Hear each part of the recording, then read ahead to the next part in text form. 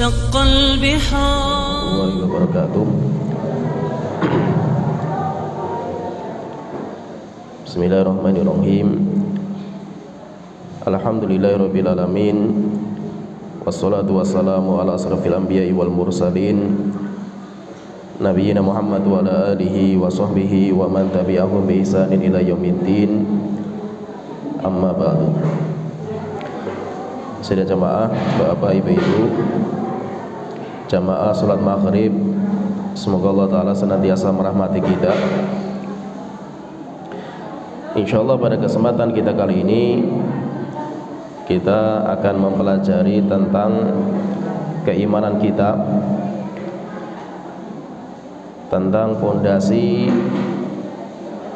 keyakinan yang berkaitan dengan rukun-rukun iman.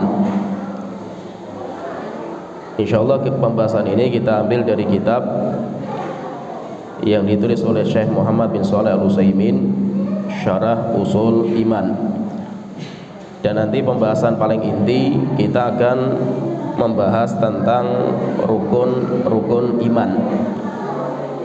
Iman kepada Allah, iman kepada malaikat, iman kepada kitab, iman kepada hari akhir, ke Rasul, hari akhir, iman kepada takdir yang baik maupun yang buruk. Dan pembahasan iman berkaitan dengan iman itu pembahasan yang sangat penting, karena iman itu sebagai fondasi agama kita. Sedangkan pembahasan ibadah, sholat, puasa atau rukun Islam itu cabang.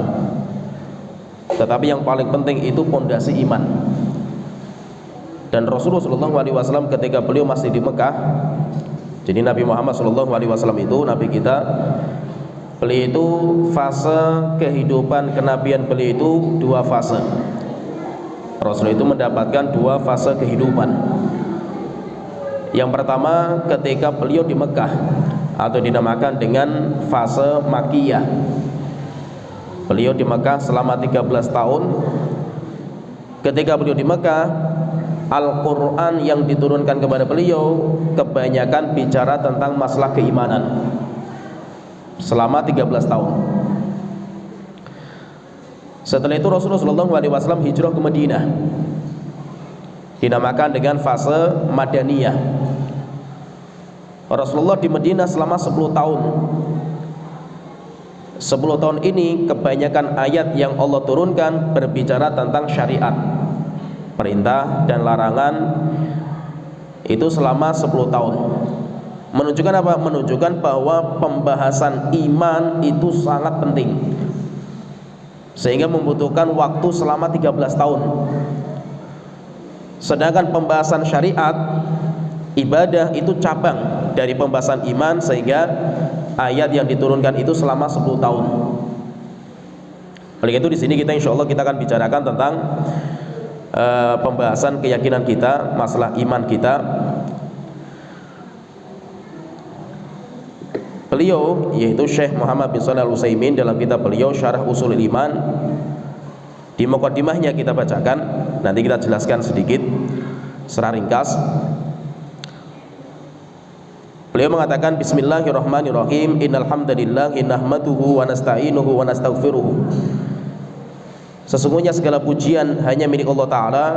Kita memuji kepadanya, kita minta pertolongan kepadanya, dan kita minta ampun kepadanya. Wa natubu ilaihi wa na'udzu billahi min syururi anfusina. Dan kita bertaubat kepada Allah Ta'ala, dan kita berlindung kepada Allah Ta'ala dari kejelekan diri kita sendiri. Wa min sayyiati a'malina, dan dari kejelekan amal kita. May yahdihillahu fala mudhillalah. Siapa yang Allah sesatkan, tidak ada seorang pun yang bisa memberikan petunjuk kepadanya. Dan siapa yang Allah berikan petunjuk, tidak ada seorang pun yang bisa menyesatkannya. Wa asyhadu an la ilaha illallah wahdahu la syarikalah. Dan saya bersaksi tidak ada sesembahan yang benar disembah kecuali hanya Allah semata, tidak ada sekutu baginya. Wa asyhadu anna Muhammadan abduhu wa rasuluhu. Dan saya juga bersaksi bahwasanya Nabi Muhammad adalah hamba Allah dan utusannya. Semoga salawat Allah tercurah kepada beliau, wa ala alihi wa ashabihi wa man tabi'ahum bi ihsanin dan kepada keluarga beliau, sahabat beliau, dan orang-orang yang mengikuti beliau, wasallama taslima, dan semoga keselamatan juga tercurah kepada beliau. Setelah itu beliau mengatakan, amma ba'du, setelah itu, fa inna ilma tauhidi asyraful ulumi wa ajalluha qadran. Sesungguhnya ilmu yang membicarakan tentang tauhid, keesaan kita kepada Tuhan kita, asyraful ulum, merupakan ilmu yang paling mulia, wa ajalluha qadran, dan ilmu yang paling tinggi derajatnya, wa aujabuha mutlaqan, dan ilmu yang paling wajib untuk dipelajari. Li'annal ilmu billahi ta'ala. Kenapa? Karena pembahasan tentang masalah tauhid, pembahasan tentang masalah iman, itu adalah mempelajari tentang Allah Ta'ala, wa asma'ihi wa sifatihi wa huquqihi ala ibadihi. Demikian juga kita pelajari tentang nama-namanya, asma'ul husna, nama-nama Allah, wa sifatihi, sifat-sifat Allah, wa huquqihi, dan hak-hak Allah kepada hambanya.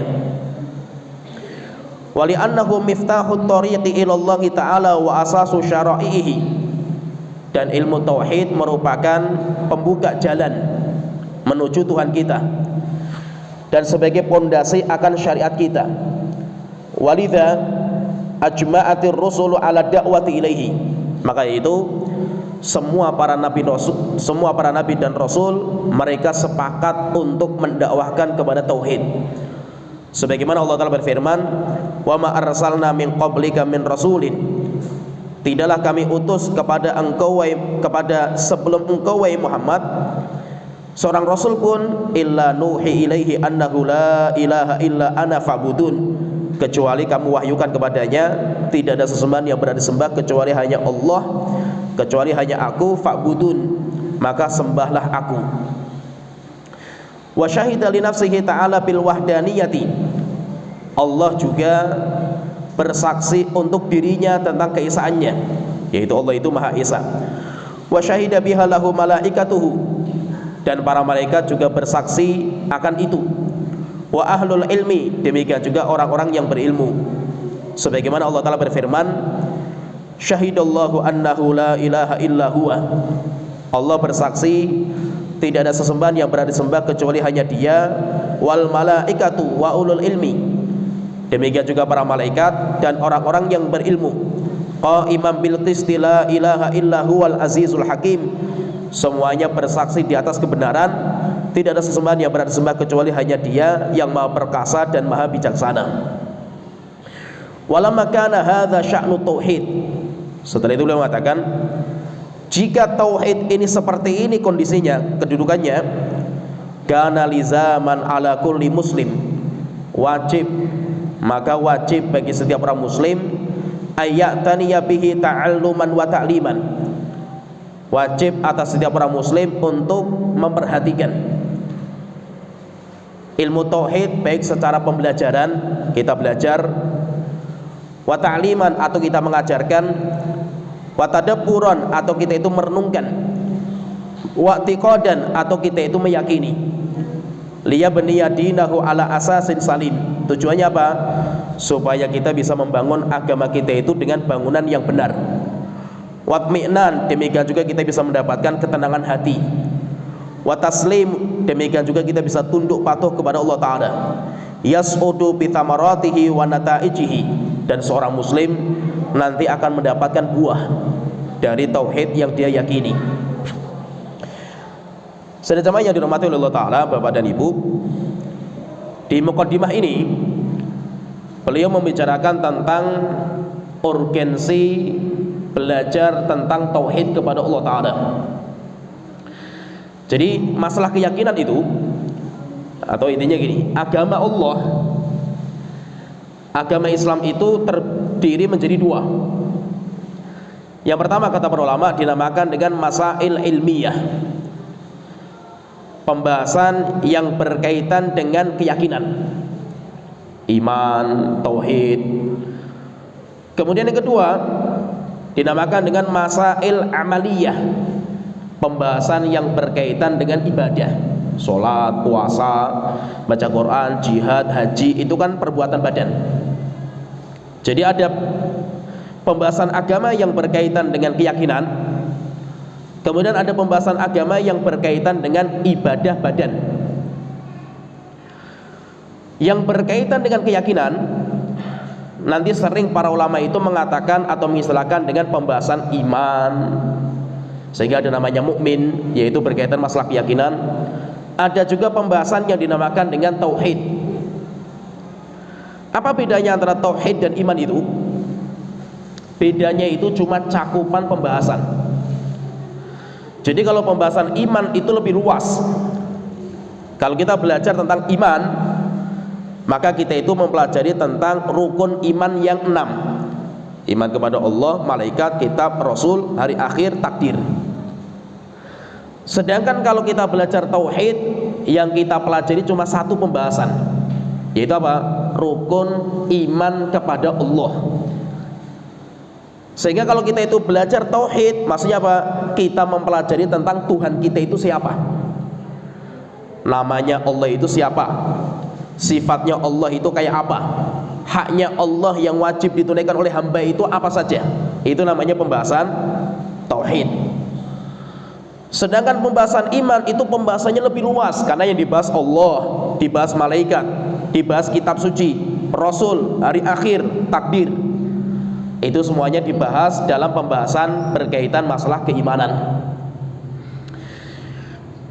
Di sini beliau menjelaskan faedah yang paling penting juga, sangat penting bagi kita, tentang pentingnya kita itu belajar tauhid. Jadi ilmu yang mempelajari tentang tauhid itu adalah ilmu yang terbaik. Kenapa? Kata para ulama, syaraful ilmi tabi'un li syarafi ma'lumihi. Para ulama mengatakan kedudukan sebuah ilmu yang akan kita pelajari itu sesuai dengan kedudukan yang dipelajari. Jadi yang dipelajari itu apa? Kalau kita itu mempelajari sesuatu yang sangat mulia, maka berarti ilmu untuk mempelajari sesuatu yang sangat mulia itu berarti ilmu yang sangat mulia. Tetapi kalau ilmu untuk mempelajari sesuatu yang tidak mulia atau biasa, maka berarti ilmunya pun kedudukannya biasa. Kata para ulama, tidak ada zat yang paling mulia melebihi Allah Ta'ala. Allah itu adalah zat yang paling mulia. Maka mempelajari tentang Allah, Allah itu siapa, sifat Allah itu bagaimana, nama Allah itu apa saja, hak Allah yang wajib ditunaikan itu apa saja, itu merupakan ilmu yang paling tinggi derajatnya. Oleh maka itu, ketika ilmu tauhid itu adalah ilmu yang paling tinggi, maka semua nabi dan rasul itu pasti dakwahnya satu. Dakwah mereka apa? Dakwah mereka itu tauhid. Dan itu yang menyamakan semua nabi dan rasul itu. Walaupun dalam masalah syariat itu mereka berbeda-beda. Sampai Rasulullah SAW itu beliau bersabda, al-anbiya abnaul allat. Nabi-nabi itu ibaratnya mereka itu kayak anak sebapak, saudara sebapak. Abuhum wahid, bapaknya satu. Wa ummahatuhum mukhtalifah, tapi ibunya beda-beda. Jadi bukan anak kandung, bukan. Nabi dan Rasul itu ibaratnya adalah saudara sebapak. Maksudnya apa? Mereka itu punya bapak atau memiliki satu poin pembahasan yang sama semua. Tidak ada perbedaan, yaitu pembahasan tentang tauhid kepada Allah Ta'ala. Semua Nabi sama. Tetapi syariat mereka berbeda-beda. Itu diibaratkan kayak ibu. Likullin ja'alna minkum syir'atan wa minhaja. Setiap kalian kami berikan syariat dan metode ibadah yang berbeda-beda. Tapi apa? Tauhidnya sama. Maka itu kalau kita perhatikan itu, Nabi sejak zaman Nabi Adam, Nabi Nuh, Nabi Ibrahim, Nabi Musa, Nabi Isa, sampai ke Nabi Muhammad, semua dakwahnya sama. Dakwahnya apa? Mereka semuanya mendakwahkan supaya manusia beribadah hanya kepada Allah Ta'ala semata. Syariatnya itu bisa beda-beda. Baik itu syariat Nabi Muhammad dengan syariatnya Nabi Musa beda. Syariatnya Nabi Musa dengan Nabi Ibrahim beda. Nah itu kalau kita baca Al-Quran, sedang jamaah yang dirahmati Allah Ta'ala, kalau kita baca Al-Quran itu sering sekali Allah itu mengatakan ini tapi syariat sebelumnya. Kalau zaman kamu sudah nggak boleh. Contohnya Allah Ta'ala berfirman tentang masalah ibu tiri kita, seorang wanita yang dinikahi sama bapak kita, dan itu bukan ibu kandung kita. Allah Ta'ala mengatakan wala tankihu ma nakaha aba'ukum minan nisa'i, kalian jangan menikahi wanita yang sudah dinikahi oleh bapak kalian, illa ma qad salaf. Allah Ta'ala mengatakan kecuali syariat sebelumnya. Syariat sebelumnya dibolehkan, tapi kalau kalian sudah gak boleh, berarti menunjukkan apa? Syariatnya berbeda. Contohnya lagi Allah Ta'ala mengatakan wa antajma'u bainal ukhtaini illa ma qad salaf, kalian tidak boleh menikahi dua perempuan saudari dalam satu pernikahan. Misalkan orang menikah dengan seorang wanita, dia rupanya punya adik, sekalian saya nikahi sekalian. Boleh nggak? Nggak boleh dalam agama kita. Tapi Allah Ta'ala mengatakan illa ma qad salaf, kecuali itu sudah terjadi zaman dulu. Yaitu maksudnya zaman dulu dibolehkan. Contohnya lagi kalau kita baca Al-Quran, zamannya Nabi Yusuf alaihissalam, namanya orang pengen mengagungkan dan menghormati orang lain itu dengan cara sungkem, sujud. Nah kalau kita baca surat Yusuf itu kan ketika Nabi Yusuf itu membawa keluarganya ke Mesir, sampai diboyong keluarganya itu, akhirnya kan mereka wa kharru lahu sujada, mereka sujud kepada Nabi Yusuf. Sujud ini maksudnya apa? Bukan sujud, ini bukan ibadah, tapi untuk menghormati. Kalau kita ya sungkem istilahnya itu, sungkem tapi dengan cara sujud. Rasulullah SAW menghapus syahadat itu, sehingga Rasulullah mengatakan lau kuntu amiran rajulan ayyasjuda li rajulin, kalau saya itu boleh memerintahkan orang untuk sujud kepada yang lain, saya perintahkan seorang wanita sujud kepada suaminya, tapi sudah nggak boleh.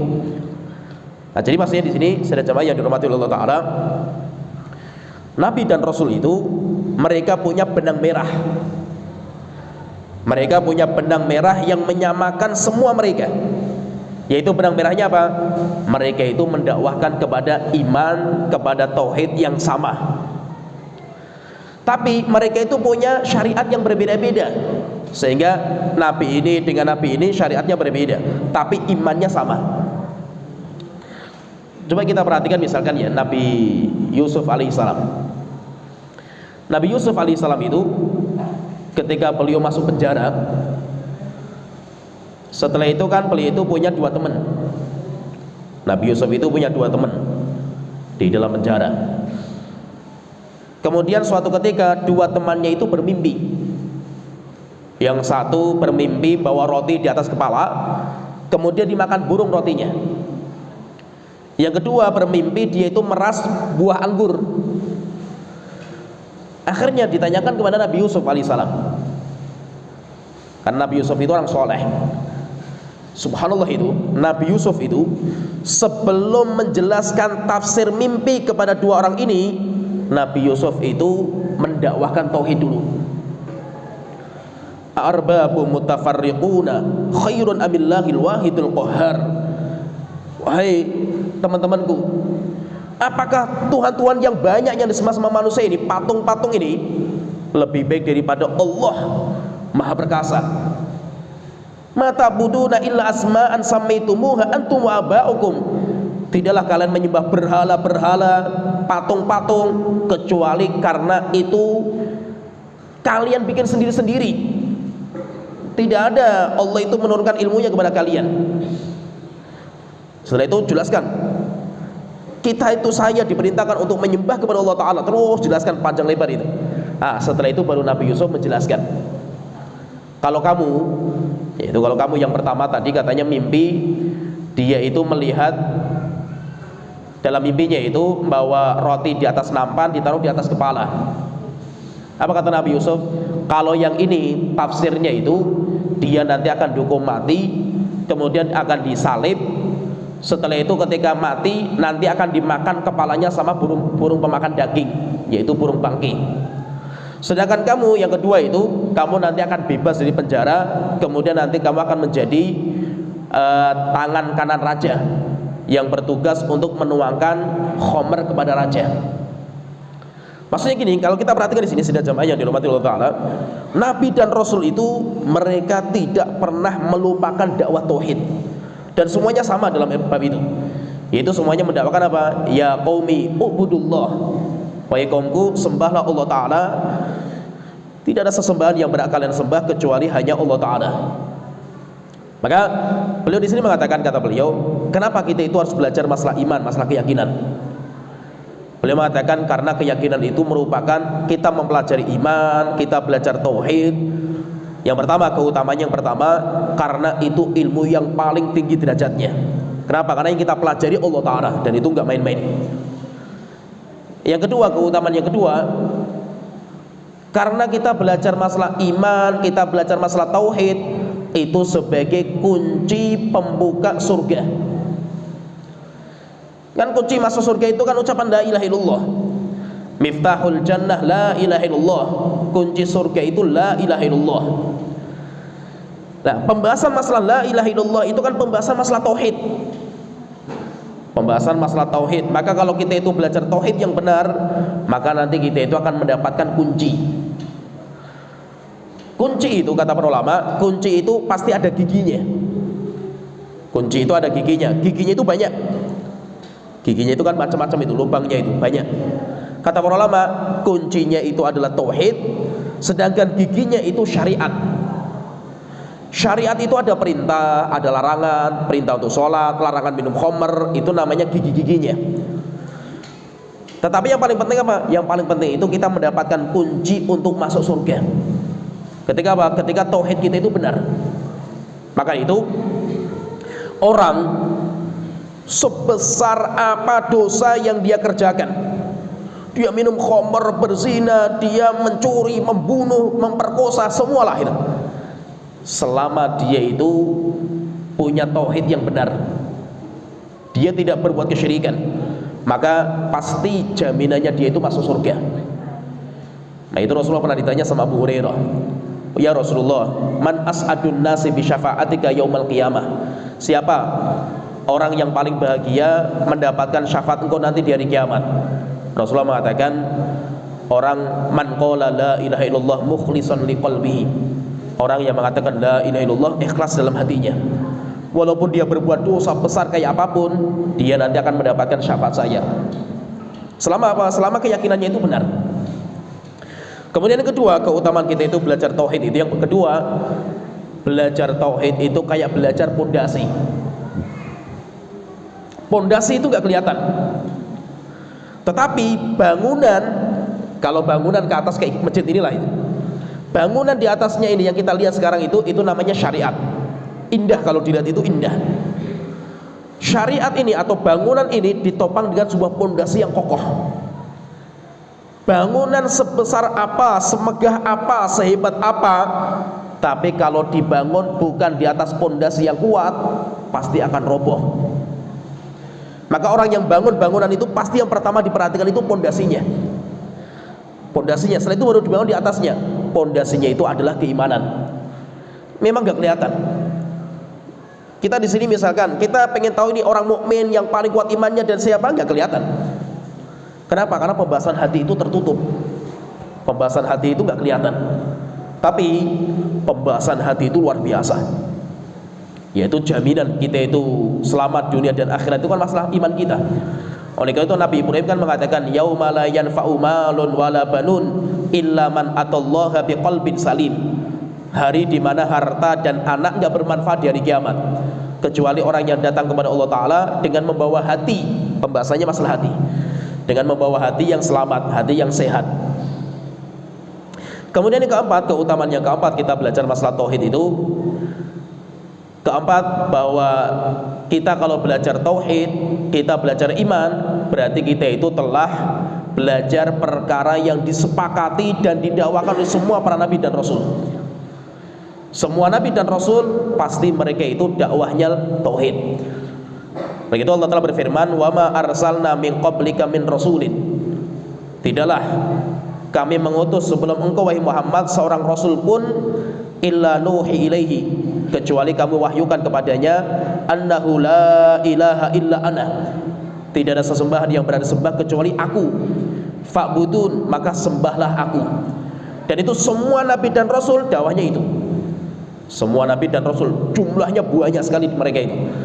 Nanti insyaallah kita kalau masuk di pembahasan iman kepada rasul, nanti kita akan jelaskan rasul itu jumlahnya berapa. Jumlahnya 315. Nabi itu jumlahnya 124.000. Jumlahnya 124.000. Nanti kita akan masuk di pembahasan masalah rukun iman yang keempat, yaitu iman kepada Nabi dan Rasul. Nanti akan kita jelaskan. Kalau orang mengatakan, lah kan katanya Nabi dan Rasul itu jumlahnya 25. 25 itu maksudnya yang disebutkan namanya di Al-Quran. Itu 25. Ada dua nabi juga yang namanya nggak disebutkan di Al-Quran, tapi disebutkan dalam hadis yang sahih. Ceritanya ada di Al-Quran, tapi nggak disebutkan namanya. Nabi Khidir itu di hadis yang sahih ada, tapi di Al-Quran nggak ada. Kita baca surat Kahfi itu kan nggak ada penyebutan Nabi Khidir. Ceritanya ada. Hanya disebutkan Abdun min ibadina, hamba dari hamba kami. Nggak disebutkan namanya, tapi namanya Khidir. Demikian juga Nabi ada namanya Yusha bin Nun, itu dalam hadis yang sahih. Siapa itu Yusha bin Nun? Yusha bin Nun itu pemuda yang belajar sama Nabi Musa, berangkat untuk belajar sama Nabi Khidir. Pemuda yang bawa ikan itu nanti jadi nabi. Namanya Yusha bin Nun. Jadi kalau kita gabungkan itu hadis, ayat dengan hadis, berarti yang ada namanya itu 27. Kalau kita menggali lagi pendapat ulama-ulama sahabat, ada lagi nanti nabi-nabi yang lain. Nabi Samuel ada, Nabi Daniel ada. Tetapi itu pendapatnya, yaitu yang ada di dalam hadis Rasul, dalam ucapan-ucapan para sahabat. Jadi intinya nabi yang sebanyak itu jumlahnya 124.000, rasul yang jumlahnya 315, mereka itu semuanya mendakwahkan supaya manusia beribadah hanya kepada Allah Ta'ala semata. Tidak ada sembahan yang berada sembah kecuali Allah Ta'ala. Dan itu pembahasan la ilaha illallah dan semuanya itu. Semua nabi mengatakan ya qaumi ibudullah, kaumku ibadahlah kalian kepada Allah Ta'ala. Jangan beribadah kepada berhala, kepada kuburan, kepada pohon, kepada batu, tapi menyembahlah hanya kepada Allah Ta'ala. Semua dakwanya itu. Kemudian di antara keutamaan kita belajar tauhid itu perkara yang Allah saksikan bahwasanya itu adalah kebenaran. Allah, para malaikat, orang yang berilmu semuanya bersaksi seperti itu. Baik, kalau kita itu belajar itu dan kita bisa meyakini tauhid, maka berarti kita akan masuk ke golongan orang-orang yang luar biasa. Yaitu apa? Golongannya para malaikat, golongannya para ulama. Oleh itu Allah Ta'ala berfirman, syahidallahu annahu la ilaha illa huwa. Allah bersaksi tidak ada sesembahan yang berada sembah kecuali hanya Dia. Ini nanti kita kalau masuk ke rukun iman yang pertama, nanti insya Allah kita mudah-mudahan bisa masuk ke situ, diberikan hidayah sama Allah Ta'ala, diberikan waktu. Kita nanti akan masuk ke rukun iman yang pertama, iman kepada Allah Ta'ala. Termasuk iman kepada Allah, termasuk nanti akan kita pelajari tentang makna la ilaha illallah itu apa. Kenapa? Karena banyak di kita dalam menerjemahkan la ilaha illallah itu keliru fatal. Saya katakan fatal sekali kelirunya itu. Nanti insya Allah akan kita jelaskan detailnya ketika kita masuk di rukun iman kepada Allah Ta'ala. Kenapa fatal? Sedikit saya sebutkan sedikitnya sebagai muqaddimah. Kenapa kok artinya la ilaha illallah itu di kita di Indonesia itu, kok kenapa artinya itu tiada Tuhan selain Allah itu? Itu motifnya apa gitu? Kenapa kok seperti itu gitu? Padahal itu kalau mereka menerjemahkan surat An-Nas itu benar. Jadi kan kalimatnya la ilaha, ilah ini masalahnya di kalimat ilah itu. La ilaha illallah, la tidak ada, tiada. Ilah itu diartikan dengan Tuhan gitu. Tiada Tuhan selain Allah. Ini Tuhan itu dari mana gitu? Ilah itu bukan Tuhan gitu. Itu dari mana bisa menerjemahkan ilah itu dengan Tuhan itu dari mana gitu? Kenapa? Kok di sini itu keliru fatal gitu loh. Padahal di surat An-Nas itu benar mereka itu. Coba kita kalau baca surat An-Nas itu ya. Kan kita katakan qul a'udzu birabbin nas. Katakan aku berlindung dengan Tuhan manusia. Rabb itu Tuhan. Nah itu kita membaca alhamdulillahi rabbil alamin. Segala puji bagi Allah rabbil alamin. Rabb artinya Tuhan semesta alam. Jadi Tuhan itu bahasa Arab namanya Rabb. Lah di sini la ilaha bukan la robba. Kalau kita belajar bahasa Arab itu la ilaha bukan la robba. Kok bisa-bisanya ilah itu jadinya Tuhan gitu? Nah ini jadi masalah ini. Kita baca surah An-Nas, qul a'udzu birabbin nas, katakan aku berlindung kepada Rabb, Tuhan manusia. Malikin nas, rajanya manusia. Setelah itu disebutkan yang ketiga ini, ilahin nas, ilah. Ilah itu yang sama dengan kalimat la ilaha illallah. Ilahin nas di surat An-Nas diterjemahkan dengan sesembahan manusia. Nanti silakan bapak-bapak, ibu-ibu kalau buka mushaf perhatikan itu antara surat Al-Fatihah dengan surat An-Nas. Pembuka surat Al-Fatihah pertama, penutup surat An-Nas. Silakan nanti dibuka di situ. Ada dua kalimat, Rabb, yang kedua ilah. Rabb itu artinya Tuhan, ilah itu artinya sesembahan. Tapi ketika kita lari ke la ilaha illallah, jadinya ilah itu Tuhan. Nah ini jadi masalah ini. Nah ya saya katakan apa? Terjemahan la ilaha illallah itu kelirunya fatal. Nah kenapa kok keliru itu? Kenapa kok keliru itu? Disengaja. Itu memang disengaja dan itu sudah lama dari dulu. Kenapa? Karena ya kita pahamlah di Indonesia itu seperti itu, untuk melegalkan penyembahan kepada kuburan, penyembahan kepada gunung, batu besar, pohon besar, lautan, harus la ilaha illallah diterjemahkan dengan itu. Ya paham ya? Jadi tergambar ini. Nanti insya Allah akan kita bongkar lebih detail kalau kita mempelajari tentang iman kepada Allah Ta'ala. Kenapa? Karena ini disengaja. Ini bukan tidak sengaja, bukan karena kebetulan.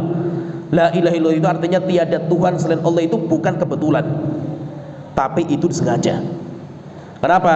Kalau seandainya la ilaha illallah itu artinya Tuhan, tiada Tuhan, berarti kalau kita datang ke pohon besar, kita ngadakan sesajen, boleh, gak apa-apa.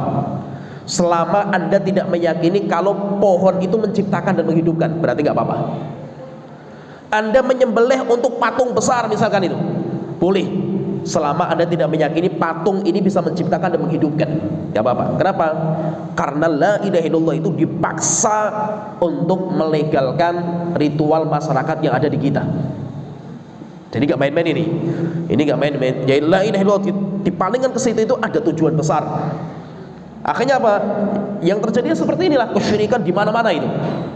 Kesyirikan di mana-mana, dalil mereka kata mereka berbuat kesyirikan, tetapi mereka masih baca la ilaha illallah, la ilaha illallah. Kalau ditanya, ini ibadah, menyembelih, berdoa, nazar itu kan doa, nggak boleh gitu. Kata mereka, kan yang nggak dibolehkan itu kalau kita meyakini Tuhan. Kan kita nggak meyakini pohon, batu, kuburan sebagai Tuhan kan itu. Ya. Kita kan cuma menyembelih, kita kan cuma berdoa, nggak apa-apa. Orang berdoa kepada kuburan kan nggak apa-apa kan itu. Nah ini jadi masalah. Nanti insya Allah kita bongkar semualah itu nanti kita kalau belajar di rukun iman kepada Allah Ta'ala. Makanya saya di sini saya terjemahkan la ilaha illallah itu bukan tiada Tuhan. Dari awal saya katakan syahidallahu annahu la ilaha illa huwa. Allah bersaksi tidak ada sesembahan tiada sesembahan yang berada disembah kecuali hanya Dia. Wal malaikatu wa ulul ilmi qa'iman bil qisti. Demikian juga para malaikat sama dengan Allah Ta'ala. Orang-orang yang berilmu juga sama. para ulama pun sama. Semuanya bersaksi di atas kebenaran. La ilaha illa huwa, tiada sesembahan yang berada sembah kecuali hanya Dia semata. Al-Azizul Hakim, Maha perkasa dan Maha bijaksana. Maka itu kalau kita itu benar tauhid kita, benar la ilaha illallah kita, berarti kita itu nanti akan bergabung dengan Allah, kita akan bergabung dengan para malaikat, dan kita akan bergabung dengan para ulama dalam persaksian. Karena Allah Ta'ala di sini mengatakan syahidullah digabungkan. Maka kalau kita itu benar tauhid kita, la ilaha illallah kita benar, maka nanti kita akan bergabung dengan mereka semua. Nah, itu sudah jamaah yang dirahmati Allah Ta'ala, ketika belajar masalah tauhid itu perkara yang sangat penting, maka kita itu wajib pelajari. Sampai kapan kita belajar? Kita belajar itu sampai mati masalah iman. Jangan sampai iman kita itu nggak pernah terupdate. Iman itu butuh diperbaiki. Iman kita itu perlu diperbaiki. Kenapa? Karena pembahasan iman itu terkadang usang gitu loh. Masih usang itu perlu diperbaiki karena pembahasannya keliru gitu loh. Yang aneh di kita itu, sejak dulu kita itu kecil sampai sekarang pembahasan iman kita itu nggak pernah bertambah. Padahal seorang muslim itu Allah Ta'ala sebutkan kan dalam Al-Quran, namanya iman itu perlu ditambah. Dengan cara apa? Kita pelajari ilmu agama, bacakan Al-Quran. Idza tuliyat alaihim ayatuhu zadathum imana. Orang mukmin itu ketika dibacakan ayat-ayat Allah, bertambah iman mereka. Berarti menunjukkan apa? Iman itu perlu kita tambah. Dengan cara apa? Dengan cara kita pelajari. Dengan cara kita itu belajar, duduk di majelis ilmu kita pelajari masalah iman. Akhirnya apa? Dengan kita itu belajar, iman kita itu bisa bertambah. Nah, itu kata para ulama, majelis ilmu, ya mudah-mudahan ini juga termasuk majelis ilmu itu adalah majelis untuk mengupdate iman, untuk memperbaiki iman-iman kita yang sudah usang. Kayak aplikasi saja itu di HP itu perlu diupdate, apalagi iman kita. Begitu para sahabat itu kalau berjumpa dengan temannya, mereka nanti mengatakan hayya bina najlis sa'atan, ayo kita duduk sejenak, nujaddid imanana, kita perbaiki iman kita masing-masing. Gitu apa? Yang jadi masalah itu, kenapa kok di Indonesia ini, ya ini kita lihatlah secara, ya mata kita semuanya melihat, Indonesia itu negeri muslim terbesar di dunia. Yang menjadi masalah, kenapa kesyirikan merajalela di mana-mana? Namanya kesyirikan itu masya Allah luar biasa di kita itu. Kenapa seperti itu? Karena mereka tidak belajar iman. Sehingga seakan-akan mereka itu sudah mukmin, sudah selesai lah mereka itu. Coba kita lihat ya, ini sebagai gambaran saja. Orang ketika dia itu masuk Islam, maka nanti kewajiban dia itu dua. Kewajiban dia itu dua. Yang pertama, dia itu harus mentasfiyah dirinya, mensucikan dirinya dari noda-noda syirik yang terbawa dalam hati. Namanya setiap orang, keyakinan sebelumnya, keyakinan nenek moyangnya itu akan terbawa, itu akan menempel. Terus kalau kita masuk Islam, bagaimana supaya kafah? Udkhulu fi silmi kafah, masuklah kalian ke Islam itu totalitas. Maka harus ada dua perkara yang kita jalankan. Yang pertama, kita harus tasfiyah diri kita, bersihkan semua noda-noda dalam hati kita, noda syirik, maksiat, khurafat, tahayul, dan yang lainnya lain. Setelah ini bersih, kemudian yang kedua baru ditarbiyah. Tarbiyah itu apa? Diisi. Jadi ibaratnya itu apa? Hati kita itu kayak botol. Nih, gambarannya kayak botol inilah, atau gelas. Kalau kita mau ngisi dalam botol itu minuman yang segar, caranya bagaimana? Gelasnya dicuci dulu.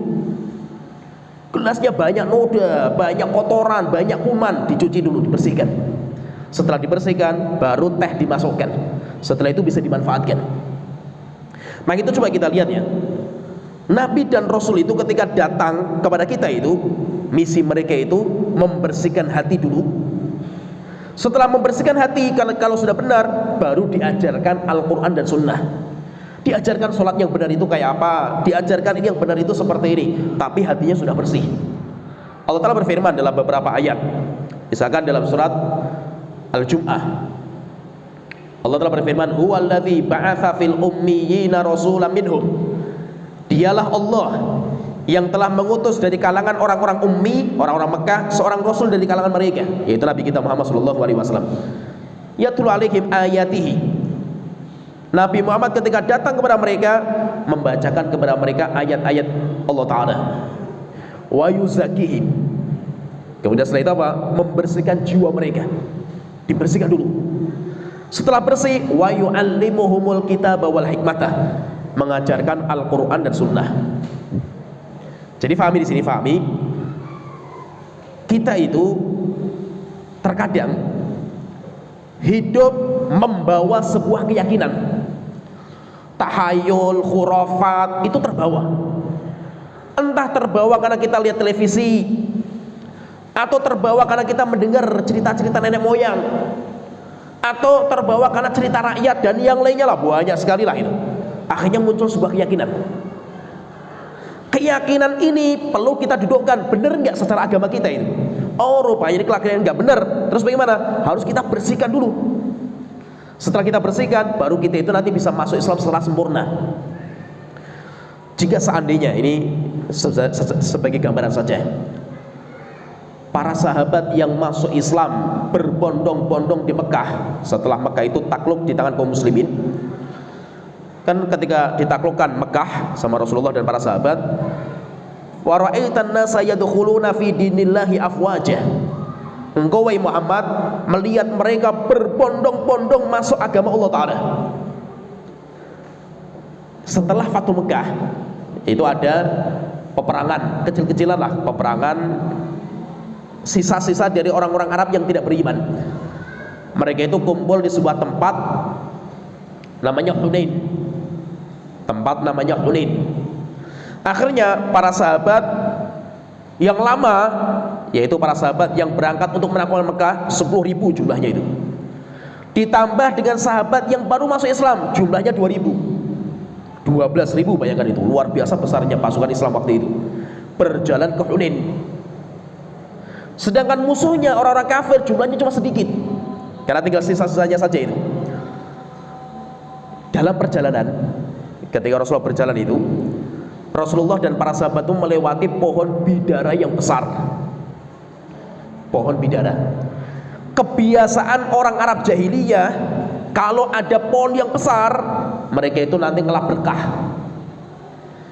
Sehingga kenapa di kita itu masih ada beberapa ya ritual, pohon besar itu nanti ada sesajen. Karena mereka meyakini pohon besar itu ada penunggunya. Orang Arab jahiliyah seperti itu. Sehingga kalau mereka melewati pohon yang besar, mereka itu tabarruk, ngelap berkah kepada pohon yang besar. Dengan cara apa? Mencantelkan senjata, pedang, tombak, anak panah, dicantelkan di pohon yang besar. Anggapan mereka nanti ampuh itu senjatanya itu. Ini orang sahabat baru masuk Islam. Mereka datang ke Rasulullah mengatakan, ya Rasulullah, ij'al lana dzata anwatin. Wahai Rasulullah, tolong pilihkan untuk kita pohon besar yang terbaik mana. Tujuannya apa? Kita pengen ngelap berkah. Rasulullah kaget. Sampai Rasulullah mengatakan, Allahu Akbar, ini apa-apaan ini ucapan kalian ini? Qultum walladzi nafsu Muhammadin biyadihi. Ucapan kalian ini tidak ada bedanya dengan ucapan kaumnya Nabi Musa yang mengatakan kepada Nabi Musa, ij'al lana ilahan kama lahum alihatun. Wahai Musa, bikinkan untuk kita sesembahan sebagaimana orang kafir punya sesembahan. Rasulullah marah sekali. Kenapa kok masih terbawa? Karena mereka baru masuk Islam. Menunjukkan apa? Terkadang kita masuk Islam itu keyakinan-keyakinan hati yang berbeda dengan Islam itu terbawa. Kenapa? Nanti motifnya itu banyak sebabnya itu. Contohnya kita ini di Indonesia ya, anak-anak kecil sejak kecil sekarang ini dicekoki dengan film-film horor, film-film hantu, yang mana benar tidaknya pun kita nggak tahu gitu. Coba kita lihat anak-anak kecil sekarang itu nontonnya film-film itu kan di YouTube itu sekarang kan nontonnya ya film-film kartun yang hantu-hantu, pocongan, sundel bolong, gendruwo dan yang lainnya itu. Sejak kecil loh itu. Kita ini kan juga seperti itu, sering nonton film-film seperti itu kan, sampai akhirnya menjadi keyakinan. Ada namanya pocongan, sundel bolong, gendruwo, punya kekuatan yang besar, hebat, dahsyat. Pertanyaan saya tanya sekarang, ada nggak di antara antum yang pernah ketemu pocongan gitu? Ketemu langsung, lihat, ngobrol langsung, lihat langsung, pegang langsung gitu? Nggak pernah. Gendruwo, pernah nggak itu? Nggak pernah itu. Pertanyaan, apakah anda itu pernah melihat orang dibunuh sama pocongan gitu? Langsung, bukan film loh itu. Nggak pernah semua itu. Tapi kenapa kok keyakinan itu kuat di hati kita gitu? Sehingga akhirnya apa? Membuat rasa takut. Orang sudah tua, laki-laki sudah tua, sudah jenggoten, terkadang jalan sendiri lewat depan kuburan malam-malam, ketakutan dia itu. Ya, kenapa seperti itu? Karena ada keyakinan gitu. Dan itu semuanya dari siapa? Dari dukun semuanya itu. Yang membuat kita itu takut. Akhirnya apa? Nanti kalau ada apa-apa kita datang ke dukun, supaya dukun itu laris kan gitu. Ini harus kita bersihkan keyakinan seperti khurafat, tahayul, itu semuanya mitos semua gitu. Tetapi apa? Itu terbawa. Itu terbaik. Makanya kalau kita nggak belajar tauhid yang benar, kita belajar iman yang benar, kita update keimanan kita, itu masih terbawa keyakinan-keyakinan seperti itu. Sehingga apa? Reinkarnasi misalkan, atau roh gentayangan, kan masih banyak yang meyakini seperti itu kan gitu. Ada orang meninggal dunia gantung diri, setelah itu nanti ganggu orang karena rohnya gentayangan. Hampir mayoritas kita meyakini seperti itu. Padahal dalam agama kita nggak ada namanya roh gentayangan, nggak ada. Orang kalau sudah mati semuanya masuk alam kubur. Nggak ada namanya roh gentayangan. Roh gentayangan yang menampakkan diri itu syaitan yang menjelma, bukan rohnya orang itu. Nah, tapi kenapa Islam meyakini? Karena khurafat, tahayul itu masih terbawa. Terus bagaimana caranya? Ya caranya kita belajar iman. Iman kita itu kita perbaiki. Walaupun apa? Walaupun mungkin berat membersihkan totalitas itu berat, tapi minimal kita itu bisa memperbaiki, mengikis sedikit demi sedikit. Kenapa seperti itu? Karena orang Indonesia itu udah ada ya? Udah. Orang Indonesia itu ini sedikit ya, tambah sedikit. Ketika saya dulu di luar negeri, saya ketemu dengan orang Eropa, saya ketemu dengan orang Arab, saya ketemu dengan orang Afrika. Saya lihat orang paling penakut dengan jin itu orang Indonesia. Masya Allah, orang Indonesia itu penakutnya luar biasa gitu. Pergi ke WC malam-malam saja takut gitu. Orang Eropa, teman-teman kita nggak ada yang takut. Bahkan mereka itu biasa mendatangi tempat-tempat angker untuk disuting gitu, karena itu bisa dijual gitu. Video-videonya bisa dijual. Teman-teman saya yang orang Arab biasa mereka di malam hari berjalan ke padang pasir biasa mereka itu. Kenapa kok orang Indonesia itu ketakutan? Karena kita itu masih terbawa khurafat, tahayul, mitos itu masih ada. Nah itu keyakinan-keyakinan seperti ini itu harus kita bersihkan dengan cara apa? Dengan cara kita itu belajar. Ini sebagai mukadimah, ini pembahasan yang pertama ini. Nanti insya Allah kita akan masuk di pembahasan rukun iman. Iman kepada Allah, siapa sih Tuhan kita, iman kepada malaikat, malaikat itu seperti apa, gambarannya kayak apa, sifat mereka kayak apa, supaya kita lebih paham. Kemudian iman kepada kitab suci, iman kepada Rasul, Nabi dan Rasul, iman kepada hari kiamat, bagaimana hari kiamat, kemudian iman kepada takdir. Ini insya Allah akan kita pelajari. Demikian juga kita belajar tentang agama Islam itu agama apa. Kenapa? Karena masalah-masalah seperti ini walaupun mungkin kayak dianggap sebagai pembahasan atau pelajaran pemula, tapi rupanya banyak terluputkan di kita. Banyak kita itu terkadang banyak nggak tahu malaikat itu apa sih, malaikat itu kayak apa, sifatnya mereka kayak apa.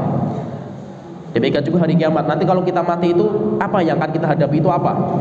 Alam kubur, kalau kita masuk alam kubur itu apa yang kita hadapi? Kita masuk di alam akhirat. Alam akhirat itu apa saja sih? Sampai kita nanti masuk surga dan neraka itu apa gitu. Itu nanti akan kita pelajari satu persatu pelan-pelan. Tujuannya apa? Tujuannya supaya kita itu memiliki keyakinan yang benar. Kita punya keyakinan yang benar, punya iman yang benar, kita itu punya tauhid yang benar.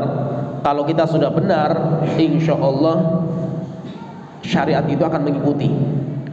Kenapa? Karena syariat itu cabang. Sholat kita nanti akan benar, puasa kita akan benar, dan yang lainnya. Dan kita faham siapa yang dia itu berbuat kesyirikan. Berbuat kesyirikan itu kan dia itu diharamkan surga, dan dia tempat tinggalnya di neraka. Bahkan Allah tidak akan mengampuni dosanya. Kan kita mendapatkan banyak sekali lah. Wa may yusyrik billahi faqad harramallahu alaihil jannah. Siapa yang berbuat kesyirikan, Allah haramkan baginya surga. Wa ma'wahun nar, tempat tinggalnya di neraka. Innallaha la yaghfiru an yushraka bihi. Allah tidak akan mengampuni dosa kesyirikan. Wa yaghfiru ma duna dzalika liman yasha, dan Allah akan mengampuni dosa selain itu. Kata para ulama, kesyirikan itu terjadi ketika iman kita itu rapuh. Pertanyaan misalkan, kenapa kok orang itu datang kuburan minta sama kuburan?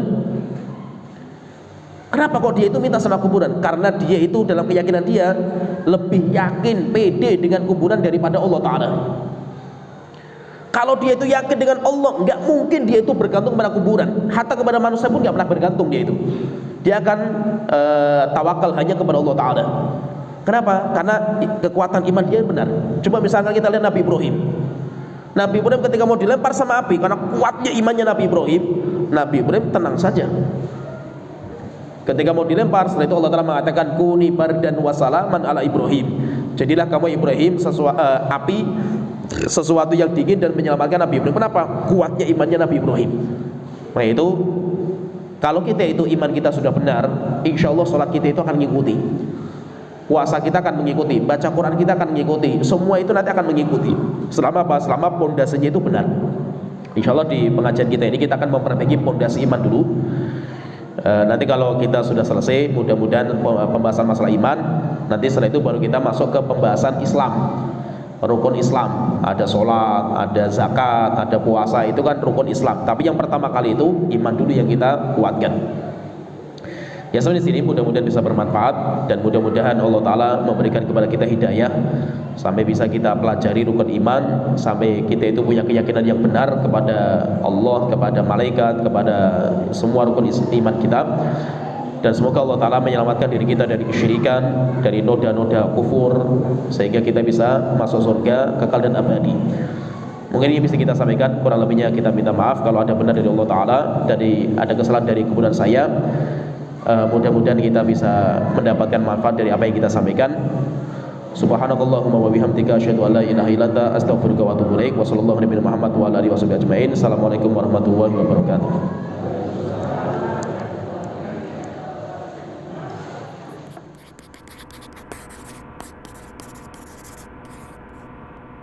Donasi dakwah multimedia Nidaus Salam. Berikan donasi terbaik Anda untuk dakwah dan pendidikan Islam.